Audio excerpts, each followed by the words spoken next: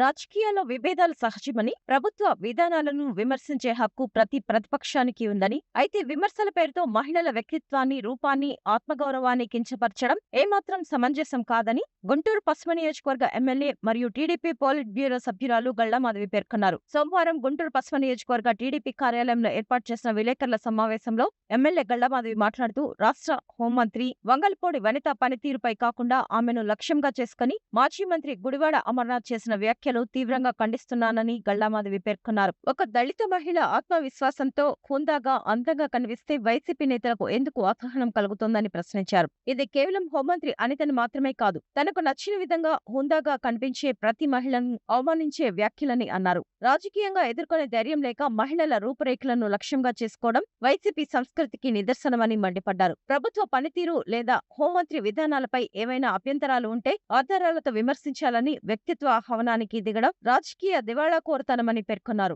మహిళలు తనకు నచ్చిన విధంగా తయారవడం వారి వ్యక్తిగత హక్కు అని, దానిని రాజకీయ విమర్శగా మార్చి మహిళలందరినీ అవమానించడంపై వైసీపీ వక్రబుద్ధికి నిదర్శనమని అన్నారు. మహిళలను కించపరచడం వైసీపీకి కొత్త కాదని, గతంలో కూడా మహిళలపై అనుచిత వ్యాఖ్యలు చేసిన నేతలను ఆ పార్టీ సమర్థించిందని, వారిపై ఎలాంటి చర్యలు తీసుకోలేదని విమర్శించారు. మహిళలపై సోషల్ మీడియాలో అసభ్య పోస్టులు పెట్టిన ఘటనల్లో వైసీపీ నేతల ప్రమేయం ఉన్నా జగన్ స్పందించలేదన్నారు. మహిళా ప్రజాప్రతినిధులపై వ్యక్తిగత దూషణలు జరిగినా నైతిక బాధ్యత తీసుకోలేదని ఆరోపించారు. శాసనసభలో చంద్రబాబు నాయుడు కుటుంబ మహిళలపై జరిగిన వ్యాఖ్యలను రాష్ట్ర ప్రజలంతా ఖండించినా అప్పటి ముఖ్యమంత్రి జగన్మోహన్ రెడ్డి స్పందించలేదన్నారు. టీడీపీ ఎమ్మెల్యే వేమిరెడ్డి ప్రశాంత్ రెడ్డిపై మాజీ వైసీపీ ఎమ్మెల్యే నల్లపురెడ్డి ప్రసన్నకుమార్ రెడ్డి చేసిన అనుచిత వ్యాఖ్యలను న్యాయస్థానం తప్పుపట్టినా వైసీపీ మౌనంగా వ్యవహరించిందని గుర్తు చేశారు. అమరావతి ప్రాంత మహిళలను కించపరిచేలా చేసిన వ్యాఖ్యల విషయంలో కూడా వైసీపీ వైఖరి మహిళా వ్యతిరేకంగానే ఉందన్నారు. ఇప్పుడు హోంమంత్రి అనిత మేకప్ పై వ్యాఖ్యలు చేయడం అదే ధోరణికి కొనసాగింపని పేర్కొన్నారు.